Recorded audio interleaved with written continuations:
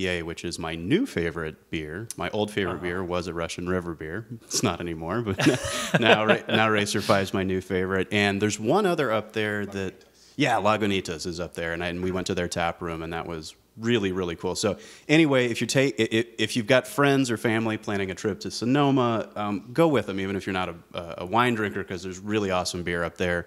And if you're a beer drinker, go to Sonoma for the beer, because you can do a day or two, brewery tours, tasting, stuff like that. It's pretty awesome. That sounds like a good time. Yeah, this is not what I would expect. No, going to wine country. There's also Moylan's is up there, and like 5 or 6 other microbrews like all around the San Francisco area that are really excellent. What's Moylan's? Moylan's, they make a variety of beers. You can find their stuff at Bevmo, Moylan '. Oh, okay. But yeah, they're a great microbrew. They make some good ones. Sean, you've had like the Kilt Lifter is a good like Scottish ale. Oh, I've had Moylan's before. They've got some good IPAs and stuff, pale ales. Yeah. Is it a Hopsicle? Oh, they make Hopsicle. Or is it Hop Stupid? No, it's a hop guy, whatever. Gotcha. But they're a California microbrew, and there's a couple other ones up there too besides Lagunitas. But it's there's some good beer up there. All right, check this segue out.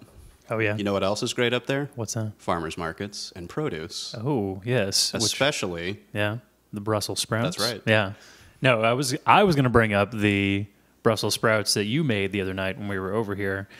Because I don't know if I've ever even had Brussels sprouts before. Yeah, my wife would tell stories rap. about the frozen Brussels sprouts in the bag that you would boil, or heaven forbid canned Brussels sprouts. So no wonder an entire generation of people thinks that it's just this disgusting food, but it's really boiling, not. Yeah, because I mean, what did you do to them? You put them on the grill and you had some kind of oil on them or something. I don't know, because they were awesome. Well, that's the thing, is that Brussels sprouts, when they're picked, it's actually a really delicious food. And if you do virtually nothing to them, and when we cooked them, I just did olive oil, salt, pepper, and a little bit of sugar to help them caramelize.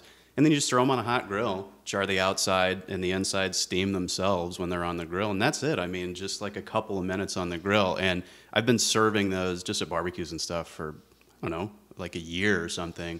And so whenever a new person comes to the barbecue, I always get that same response, which is, oh my God, what is this, a Brussels sprout? This is amazing. And Brussels sprouts, surprise, are actually really good. So, give Brussels sprouts another chance. I think that's all we're saying. Yeah, you just got to do it the right way. Yeah, the same thing for us. Growing up in a family of 7, there was a lot of meat and potatoes, and then just stews, and a lot of boiling and a lot of steaming, but not done properly. God help my mom.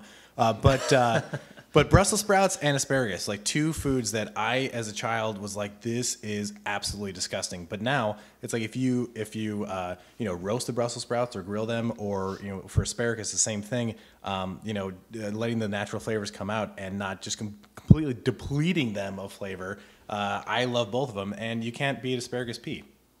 That's true. Yeah, it's true and disgusting. It's a nice little surprise later when you're like, what the? Oh yeah, right. The asparagus. The very worst. Have you ever gone out drinking and eaten asparagus, and the next morning you wake up with a terrible hangover, and the first pea of the day is like, oh my God. It's like, or also beets. Like my wife roasted beets. Oh yes. And roasted beets I love them. Yeah, and like a little apple cider vinegar over it, it's just great. But if you don't remember that you either ate ate asparagus or beets, and then all of a sudden your pea is like pink and smelly, you're like, I have cancer. Yeah. Like I'm just like bleeding from my penis right now. No, they're just beets. It's great. If you find that you're possibly peeing blood, look at what you ate last night. Just first look and make sure. Were they red beets? Or they're red beets, yeah. But and we've got kind of a Culver City theme going to today's show, and actually where I buy all of my Brussels sprouts, asparagus, beets, etc., is the downtown Culver City Farmers Market, which is great. It's on Tuesdays. I don't remember the hours, but I think it's 2 to 7. 2 to 7. Okay. It's right downtown on Main Street. Well, let's talk about that when we get to that. Coming up, coming up, we'll talk more about the farmers market. That'll be exciting. But now, let's do some free samples.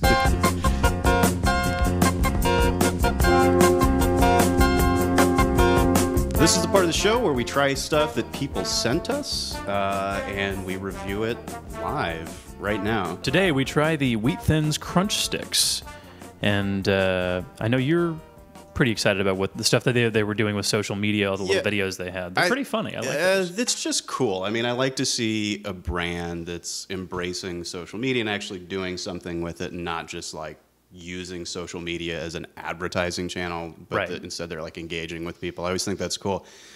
And they've had a campaign, I think it's called Crunch is Calling, and they actually hit up LA Foodie probably a couple of months ago and sent us some stuff. And, you know, I'm not a huge packaged snack foods guy. We tried them out, and they were pretty good. And, you know, we tweeted some stuff out on LA Foodie, and I think there was even a blog post about it where we kind of said, hey, you know, this is kind of cool. But we've stayed in touch with Wheat Thins, and so they sent us some new stuff. So what did they send? Well, they've sent us 2 boxes here of Wheat Thins sticks. That's STIX.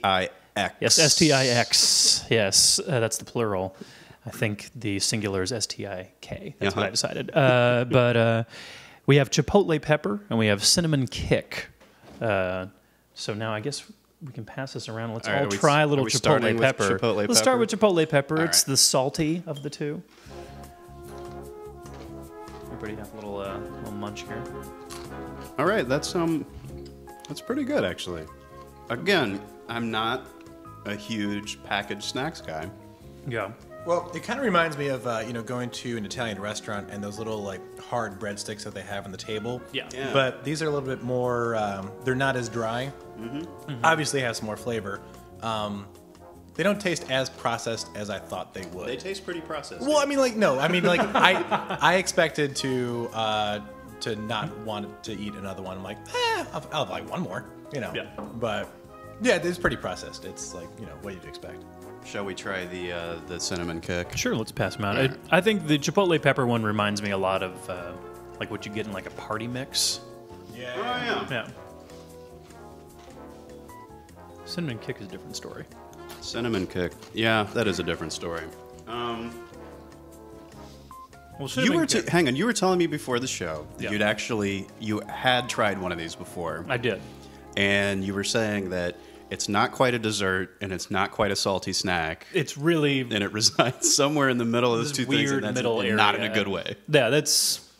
I mean, I think it's not bad. It kind of reminds me of the cinnamon graham cracker. I was just about to say the same thing. Yeah. But it's like the cinnamon graham cracker dusting, Yes. but on something that you wouldn't want it on. But my favorite part about this food is not the actual food, but the packaging, where these Wheat Thin Sticks box, there's actually instructions on the side.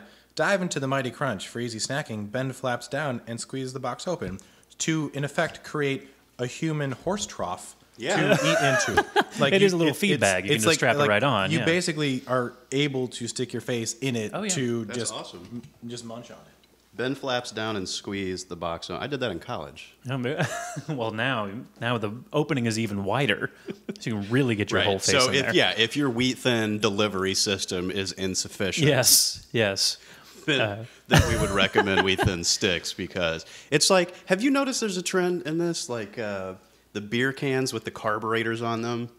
It's just, you know, when I'm drinking my Natural Light, I just can't get it in there fast enough. I need a carburation the extra system. little notch in there to get the air in faster. We have to get as drunk and as fast as possible. Oh, It's yeah. like, can I just through osmosis or something, like absorb the fat? You know, I don't think osmosis. That's what is the right American term. beer is all about, right? I mean, it's less filling. That's the whole point. Is you don't want to get filled up when you're having 20 beers. I mean, you gotta. Instead of having like 4 good beers. Alcohol. What, am I gonna have a Guinness? Like, no, I won't be able to drink any more beer. All right, I gotta have 20 Bud Lights. So back to the Wheat Thin Sticks. So what are these good for? I mean, these are for our listeners that have the munchies, right? Well, yeah, no, I mean, definitely. I will point out that Lisa, my girlfriend, she is a nanny right now, and when she tried the cinnamon sticks, was like, "Oh, kids will really like these." And I'm like, oh yeah, they are kind of that thing that you give to kids. They're rounded and they can hold them easily and kind of munch on them or whatever. Are you saying that they're this a is little going to give sweet. the almighty Cheerio a run for its money? I don't know. I can't. Cheerio. I mean, you could probably put it in the Cheerio even. very Actually, good. there you go. Wow. Yeah.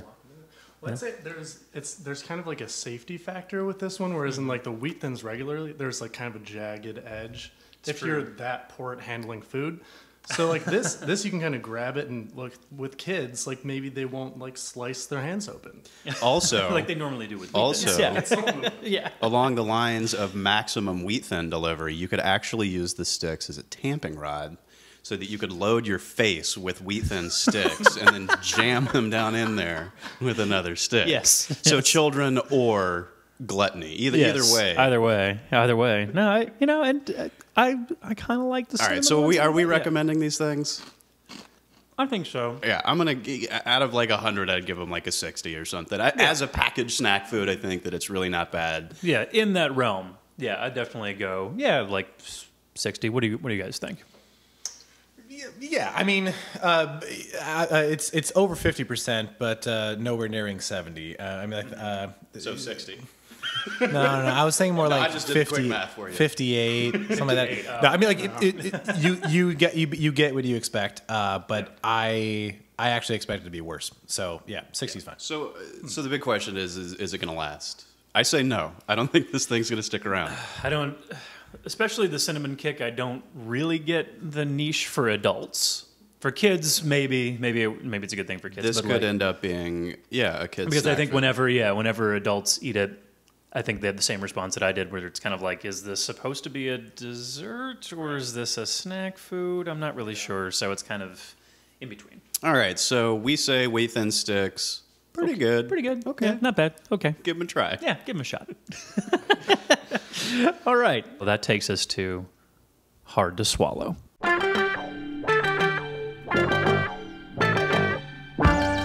This is the part of the show where we talk about what's wrong with the hospitality industry and how they should fix it because, of course, we know everything. Obviously. Today, we're going to be looking at Father's Office 2, the one over here in Culver City, and why it's awesome and why it makes me feel like an animal. All right, so every time I'm there. Father's Office, we're just going to refer to it as Father's Office from now on. I think its Yeah. official name is Father's Office 2. It's the second location of the really popular burger joint that's been in Santa Monica for years.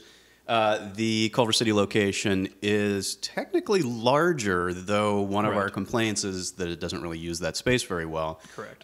It's a little trendier. It's certainly built with kind of modern, blonde wood, modern fixtures. In the bathroom, it's kind of this hipster feel with urinals. Right. The floor to chest high urinals. So, Right. It's got a lot of good stuff going for it. Probably. Well, and the burger. Yeah, the most of which is the burger. Is amazing. Yeah, The burger's incredible, and if you've never had the Father's Office burger, you got to go over and try the burger because it really is out of sight. But some of the things. The beer selection also. And the beer. We can't Yeah, leave that how out. can you forget the beer? They have one of the very Amazing. best beer selections in the entire city. Always have something interesting on tap, and the knowledgeable staff. Right? I mean, Totally. Yeah, Ben, you were talking about this the other day. How these guys will make Yeah. a recommendation. If I walk up there and say, "Oh, like I love like an amber, like Fat Tire is kind of one of my favorites," there's something in that realm, they'll be like, "Oh yeah, we can try this. You can go a little bit." I mean, they know what they're talking about. They're not screwing around. It's really good training. Obviously, they have their process down, order expediting. That whole process does seem to work for them, but there are some pretty serious problems over there. Not the least of which is the seating problem. One of the things that bugs me about places like this is when they become victims of their own popularity. It's great, right? Why wouldn't you want to go there? Sure. It's in my neighborhood. I can walk to it. So same with you. I would go there all the time were it not for... Well, the thing is, I don't mind that it's crowded. Sure, it's crowded. It's great. Why wouldn't it be crowded? Although they should see if they can expand. I mean, I'm not even going to lie. A couple times ago when I was there, I actually looked at the Google Maps of it to see if there was anything on the roof. Because I'm like, they should just take over the damn roof and just put seating up there. God damn it. Because... Well, so being crowded, I mean, that's fine. But the real problem is, in my mind, they have this thing where they kind of are very proud of their stubbornness. Yeah. And they're like, we're not going to do certain things.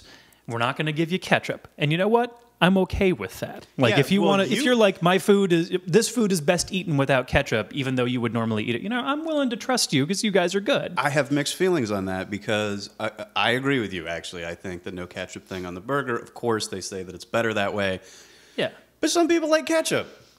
Are you really going to tell somebody that they can't have ketchup? They won't serve ketchup with their French fries. They either. won't. No. So, Yeah. right? I don't think they have it at all. No, yeah. they don't, and that's one of my biggest pet peeves. Besides the phrase "pet peeve," which I think that phrase alone just sounds so stupid. But one of my number one complaints about Father's Office and any place that doesn't serve ketchup is that fries need ketchup.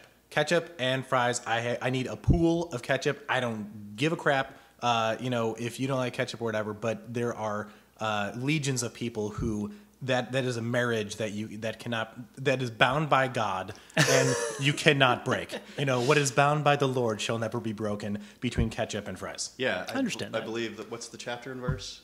Oh, that is No. Leviticus. But my other issue, though, the real problem is every time I've been there, you have to vulture everyone at the place for a seat because they will not do seating stuff. And it would be so easy if they would just do the stupid, I know it's lame, but do the thing where you get the little light up coaster and you go stand outside. If I'm standing out there with my cell phone dicking around or chatting with my friends, then I'm having a good time. But if I'm standing there watching everyone in the restaurant, who's going to get up? And when then you finally do get the table, you spend the entire time having people look at hovering you, over and waiting for the table. Oh, to and last free up. time we were there, some girl slipped in and took a table because I was turned the wrong direction. I'm like, God damn it! I've been standing here for 10, and I don't want to hate my fellow patrons at the restaurant, but that is what that kind of stuff engenders. Yeah, and I think potential solutions here, and not to go completely off the rails here, because you have to imagine these are restaurant people with experience, and sometimes I do have to pull myself back and say, do I really know better than these people? Probably not. No. But it would be nice to see some of these things put into place. Some sort of seating arrangement. Most of the all of the tables outside, all shared seating, big picnic benches. In theory, a great idea, right? German beer hall style seating. Yeah. But in practice, people don't really like to sit with people they don't know. Not really. And so those tables end up getting monopolized by fewer people than would occupy that whole table. Therefore, seating runs out really fast. So maybe just put some smaller tables. Maybe check out rooftop seating. Is that available? Because that would be pretty cool. It would be great because I realize there's a store to the stores on either side, so they can't expand to either side unless one of them shuts down or something. But it just drives me crazy every time I go there. The seating is a huge problem. What was the other problem I had? There was some other stubbornness thing. Well, they won't serve certain cocktails. They won't customize your food. So we already talked about the burger and inability to get ketchup on the burger or fries, but they actually won't customize the burger for you. So if you are allergic to onions, for example, you're kind of out of luck because you can't get the burger without onions. If you don't like spinach, same deal. Yes.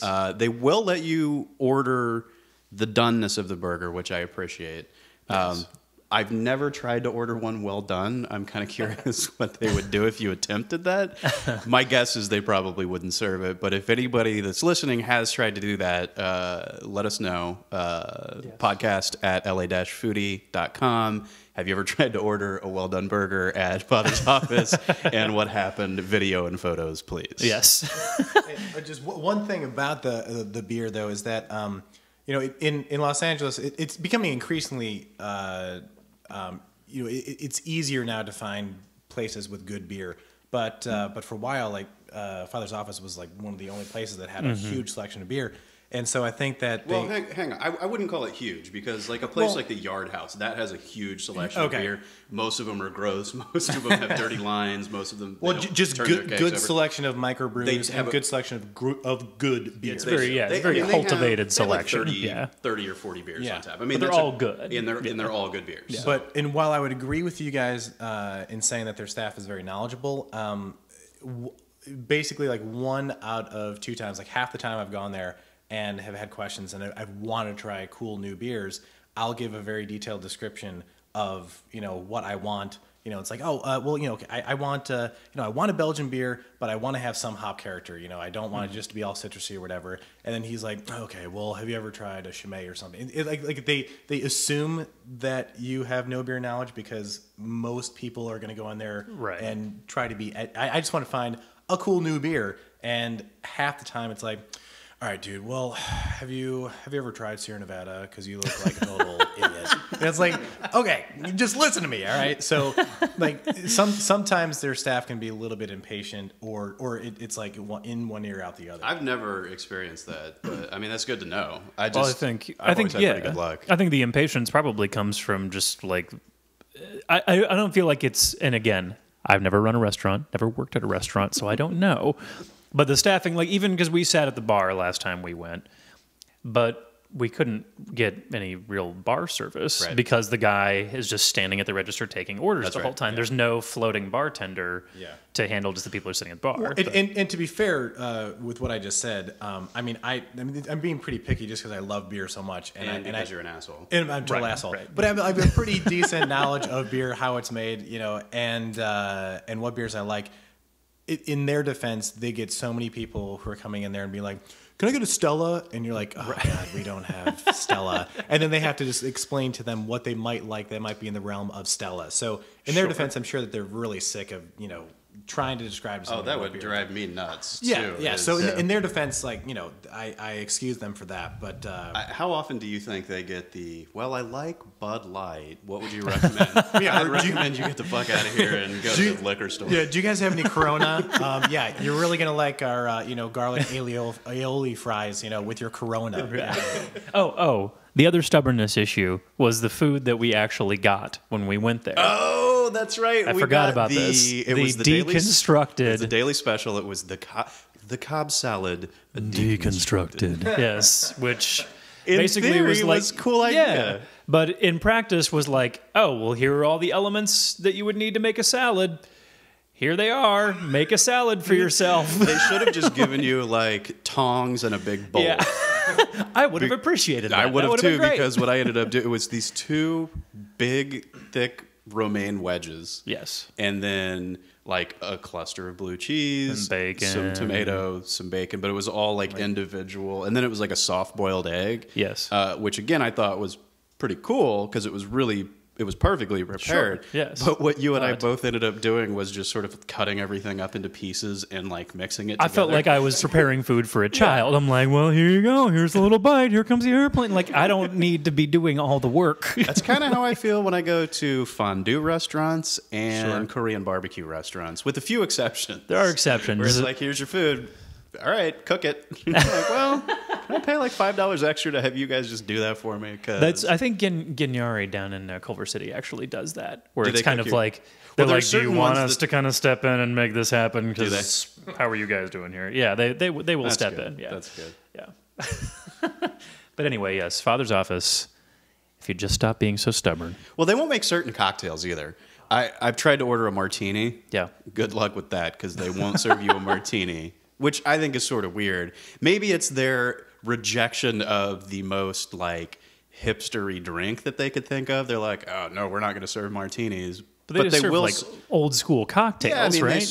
Like certain types of rye, and they'll make you old fashions and things like that. I just thought it was sort of weird that like, you know, I can see it. I'm looking at it right now. You have vermouth, you have gin, you've got olives. You know, that'd be really cool if you could just put those in a cup and give that to me. But they won't do it. Exactly. That's stubbornness, as like they think it's a really like big part of their brand. That they're like, we're small, we're not going to help you get a seat, we're not going to serve you what you really want. We're just going to serve this burger to you, and if you don't like it, get the fuck out. That kind of seems like their basic policy. You do actually have to have a little bit of respect for that, I think. I mean, the balls on... Sure. Right? Because they're sort of saying like, look, we're awesome, deal with it. And I kind of do. But you know what? I would love it so much more if I just had that fucking light up coaster that's like, hey, your seat is ready. I'd be like, great, this is the best place ever. So that's all I'm saying. All right, so moving on to the review. Yes. Okay. Review time. This week we went to J&J Burger and Barbecue in Culver City. So we're going to talk about the place, the food, the service. We're going to give you a little summary, and we're going to tell you what the LA Foodie rating was. And all reviews, including this one, can be found on the LA Foodie blog, which is www.la-foodie.com. So let's start with the place. Do you want to describe the place? Because it's a really weird little quirky place. It's on Adams, and it's not the greatest neighborhood. Is it actually in Culver City? I think it's actually mid-city or something like that. I think that they consider themselves to be Culver City. I don't know if it has a Culver they're City definitely address. right there. So it's not. Yeah, it's a far Los from Angeles Culver City. address, Okay. 90016. So I think it's like that's 2 mid-city. blocks out of Culver City Yeah. or something, but it's right there. But if you're driving down Adams, you may not notice it because it's kind of this black wrought iron giant fence. And most of it is an enclosure, especially at a certain time of year, you can see the pile of firewood over the fence because they have this big lot where they just have a bunch of firewood. Yeah, they sell firewood. J&J is right next door to a firewood lot where they cut, cure, and sell firewood.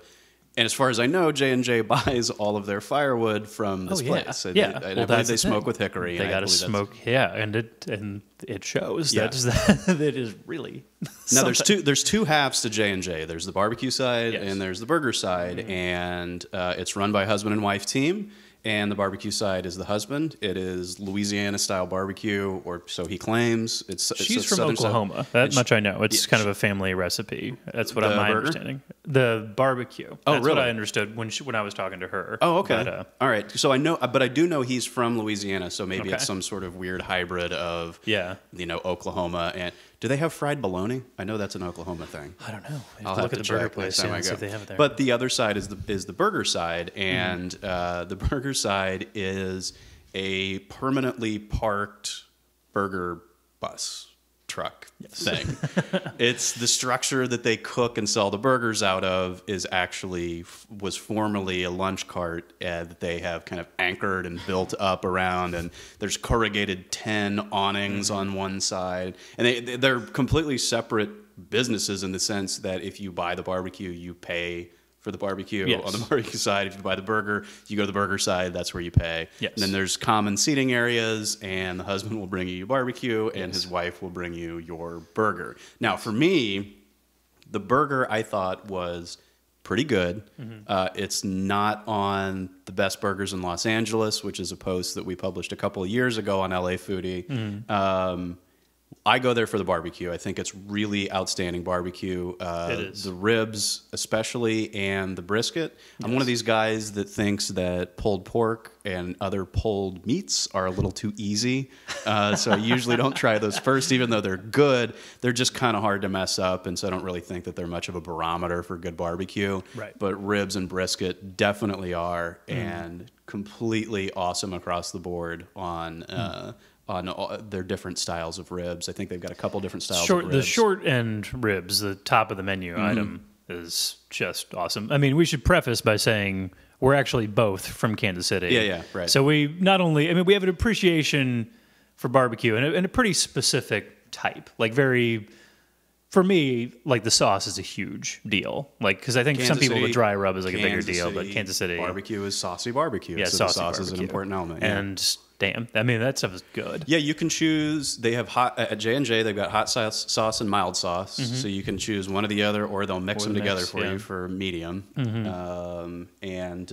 He'll actually put the sauce on the side. He sauced everything on the side for me because I did want to try the meat, but typically it is served sauce though. Yeah, that's how I had it last time, and damn, yeah. Now we went on Saturday. Yeah, you just went a couple days ago, we just didn't went. Yeah, and I wanted to make sure we tried all the sides. Yeah, because they've got some everything in really there. good soul food type of stuff. They've got the mac and cheese. They've got the sweet potatoes, I think. They've got... Do they do collard greens there? I didn't see that on there, think but I they might feel do like greens. they do, yeah. I don't think I've ever gotten them, though. I haven't either. We had the beans, the potato salad, and... Oh, man, what else do we have?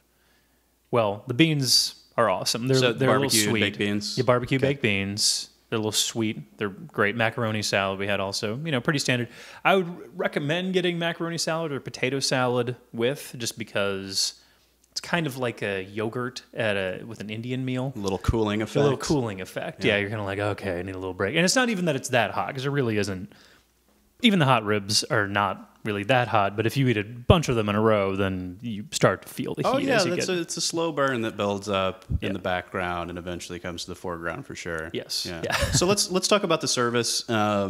because the service actually is pretty remarkable there, just in the sense that they really want to take care of you. Oh, sure. I've never been there when it's been overrun with people. It's always been neither. a small crowd. They definitely take their time with you.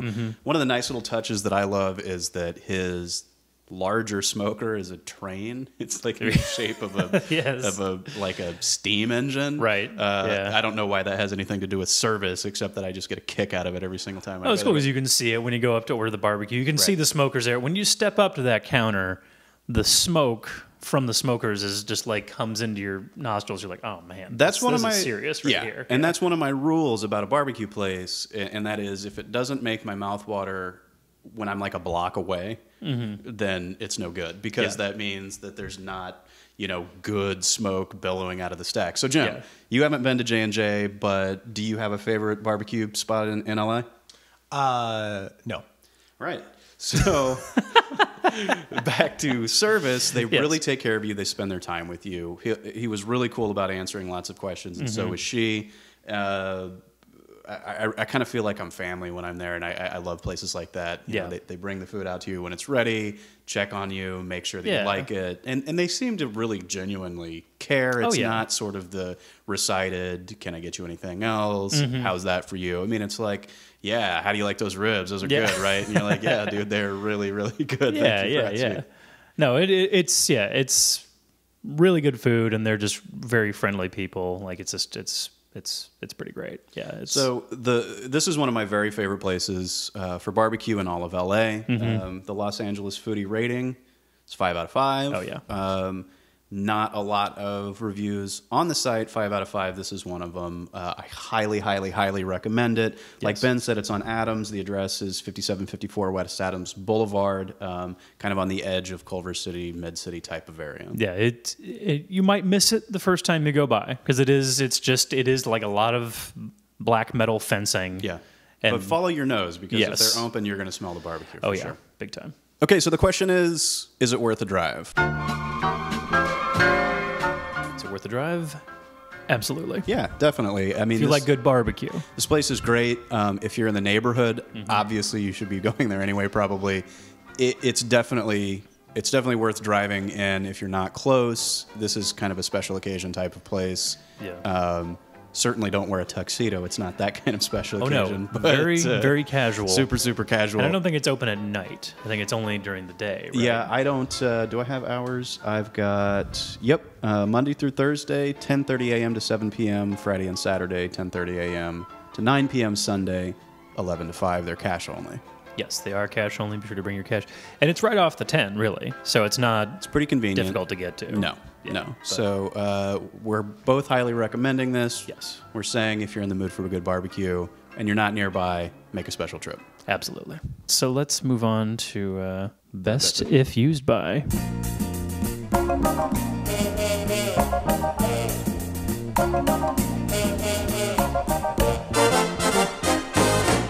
Sometimes good things don't last, and some of the best stuff out there in Los Angeles has an expiration date.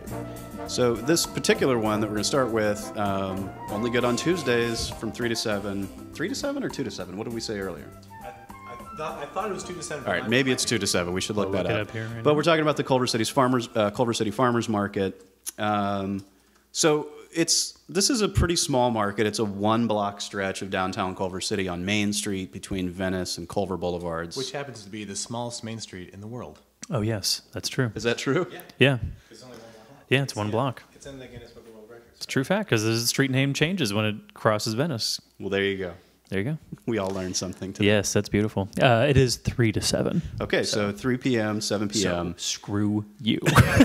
Yeah, but Up yours, Callahan. I came up with that Main Street fact, so... That's true. Main Street. Redemption. Totally redeemed. Totally redeemed. They cancel Yeah. each other out for sure. So, the reason that we wanted to talk about this is it's growing. This is kind of a quaint little farmer's market that over the past couple of years has really grown into kind of it's one of the places where even if you don't live in the neighborhood, you might want to come by and check it out. Now, of course, a lot of the same vendors from these other farmers markets are there. You're going to see a lot of repeats. And as far as I know, I think that maybe Grand Casino, which is a bakery that's on Main Street, I think they have a presence there. Yeah.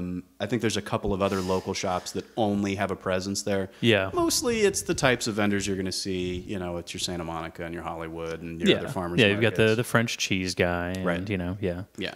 But what's happened is it's sort of spilled over from Main Street into some of the side streets. It's Right. kind of running out into Culver Boulevard. Lots of cobbler going on the side There streets. is a decent amount of cobbler down there. Have Yes. you ever tried it? I have. Is it It good? was pretty good. Yeah, I've Yeah, never it tried it. didn't blow me away. As I understand it, and I haven't been over there, there is some area of town that's having some kind of cobbler thing.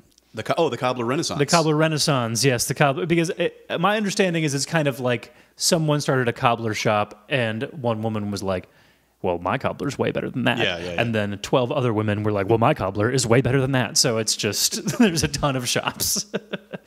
So it's a good place to get some cobbler. Some cobbler. Is what you're You saying. want some cobbler? Seasonal cobbler too. Because that was when I was Oh, over very there. good. The woman was like, "Oh yeah, be sure to get this. It's the last white peach we have. Is white peaches in season or whatever Nice. at that time." So That's another thing that I like about the Culver City Farmers Market is that a lot of the restaurants in the downtown Culver City area are really taking advantage of what's offered at that farmers market. Yeah. I know Bottle Rock, for example, they'll often do a seasonal roast vegetables small plate, which is always awesome. I know Ben Ford over at Ford's Filling Station. I see him at the farmers market almost every Tuesday. He's always walking up and down finding good seasonal ingredients.